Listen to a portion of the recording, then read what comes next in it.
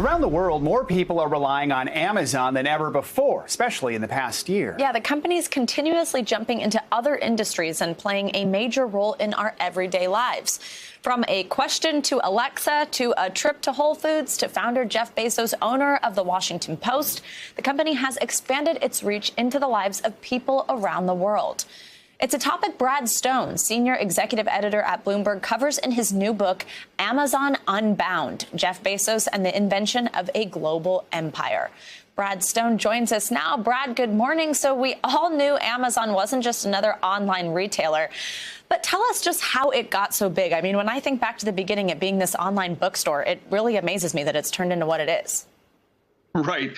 Thanks, Savannah. Books almost an afterthought at Amazon. They now do so many things. How did they get there? Well, Jeff Bezos is this kind of relentless, curious, kind of ruthless character. That's what comes out in this book.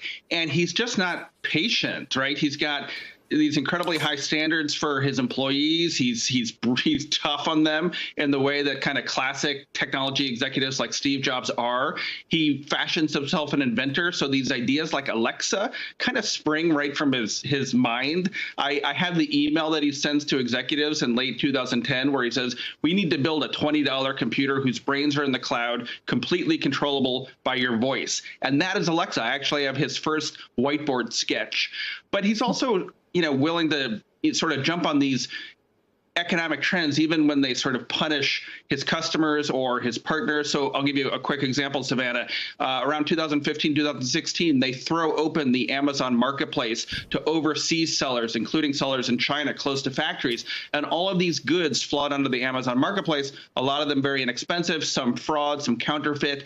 Amazon's selection and sales boom, but it creates all sorts of problems for customers and ultimately now for regulators. So, Brad, one of the biggest criticisms of the company has been its working practices, especially during the pandemic. I know you spoke with current and former employees.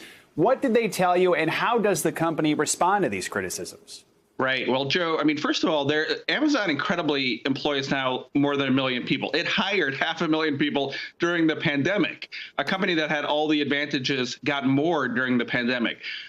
But the point is that there's a variety of opinions from workers, and of course, some are happy to have the job, but others find it tough for a couple of reasons. One, those are long days. There's a lot of standing. Amazon pays a $15 an hour wage. That's ahead of some competitors, but the whole compensation scheme is really oriented towards moving them through the fulfillment centers quickly. Bezos and his colleagues are very anti-union. That came out in Alabama recently. And they really don't want employees there for their careers, really even more than a couple of years, getting disgruntled, getting entrenched. And, so there's some dissatisfaction. There's room for improvement. And I think that's why Jeff Bezos in his current shareholder letter said he was going to spend some time coming up with ways to strengthen the relationship with employees. He knows that is a vulnerability for Amazon. Yeah, that's probably a good idea. Let's talk about one of Amazon's well-known products, the Alexa, that voice assistant. A lot of our viewers probably either use it or are totally freaked out by it and refuse to do so. You did some digging on the creation of this speaker device. What'd you learn? Well, this was funny because I had remembered a couple of years ago when a voice actress learned that she was the voice of Siri, and Apple, or actually the company Apple had acquired, had taken some voice recordings and developed the voice of Siri. So I wondered, who was the voice of Alexa? Was that a secret I could crack open?